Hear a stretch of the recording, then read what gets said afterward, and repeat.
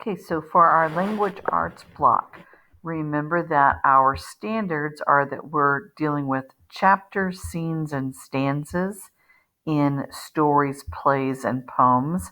This week we're focusing on chapters that are parts of books and that each chapter builds on earlier parts. In chapter 1 that we read yesterday, we read where Jeb, Ty, and Molly decide to look for an artifact in an antique store for their class project. They ask Ty's sister to drive them downtown. In chapter 2, Gwen, Ty's big sister, took the kids downtown and they find an old trunk in an antique store. Mr. Nam, the owner, wouldn't sell it to the kids, but he sold it to Gwen. Now let's listen to chapter 3 and see how that previous information in chapters 1 and 2 build into what's going to happen in chapter 3. So if you remember, they've found a trunk and now they're taking it home. This is chapter 3. Back at Ty and Gwen's house, the four of them stood over the trunk. Their minds began racing, wondering where to begin. Well, we'd better try to crack it open, Ty said cautiously. Yeah, but with what? Mr. Nam didn't give us a key, Jeb complained. Gwen sighed. Boy, do I have to do everything around here? Gwen got out her purse, found a nail file and a hairpin, and went to work picking the old lock. Ty laughed. That's my sister Gwen, resourceful and practical as ever. But the lock was no joke. It was seriously locked. Just then the lock snapped. Got it, Gwen smiled. The trunk was open. Let's have a look. Ty, Molly, and Jeb all dug in. And it did not take long for them to realize that they had hit the jackpot. Wow, yelled Molly. Look at all this stuff.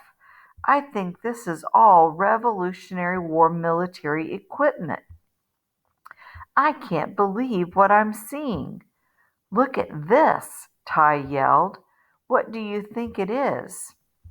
I think it's a powder horn, Molly said. It's a hollow animal horn that was used to carry gunpowder for muskets, the guns that they used back then. What are these small metal balls? Gwen asked. They were shot from muskets. They're like bullets, Molly explained. Look at this old sack. I think it's made of linen, Jeb continued. It's a haversack. Soldiers used to carry food in it, said Molly. I know what this is, Ty said, holding a round canister. It's a canteen for carrying water. But I've never seen one made out of wood before. Molly was still looking in the old trunk. Look at the rest of these things. A comb, a mirror, and dirty wool socks. Gross. Totally gross, Jeb said. Just then Molly gasped and said, Look, it's a little notebook. Looks like a diary, Gwen said. Be careful. The pages are probably pretty brittle by now. What does it say? Ty asked. Molly thumbed through the pages. There's a name on the front, Jeb said. He read aloud, Jedediah Darby, Griffin Mills, New York. Ty ran over to his computer and said, Let me search for it. Jedediah, what a cool name, Jeb said. This old trunk must have belonged to him, Gwen said. Found it, Ty shouted. Jedediah Darby was born 1757 and fought in the Revolutionary War. He died in 1828 and was buried in Griffin Mills Cemetery in New York. Wow, Molly said. This trunk is an incredible treasure. These items must have belonged to Mr. Darby. They are perfect for our assignment. Can you imagine what it would have been like to be a soldier in the Revolutionary War with this stuff? Jeb wondered.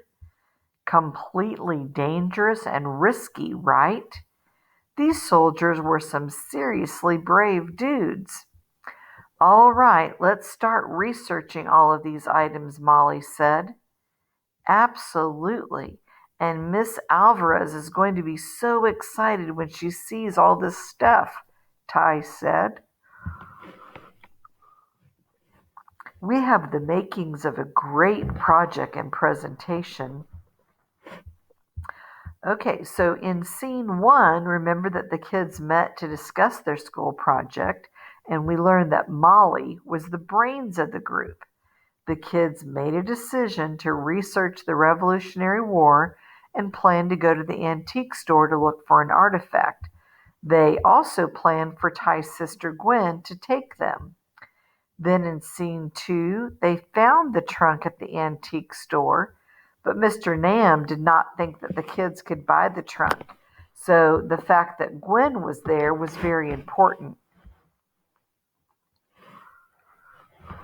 She ended up buying the trunk. And then when they got home in scene 3 and tried to open the unlocked trunk, again Gwen was important because she picked the lock and got it open. Also, Molly's brains that were mentioned in chapter 1 proved true that she knew what all of these unusual items were in the trunk. Okay, your writing skill is on comparative and superlative adverbs. So that's what we're focusing on this week. Adverbs tell when, where, and to what extent. The comparative and superlative rules are the same when we're comparing two, we would add er or more. And if we're comparing 3 or more adverbs or actions, we would add est or most. So show what you know now and click on this link to take a quiz on comparative and superlative adverbs. We've also been studying spelling and high frequency words.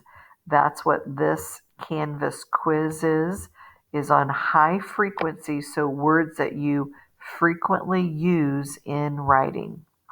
Your special today is PE. Click on the link to do your PE assignment for Mr. Bibbs. This is about the halfway point through our work, so it might be a good time to take a snack and a wiggle break. Then after that, I will be available and be on Zoom from 1:30 to 2.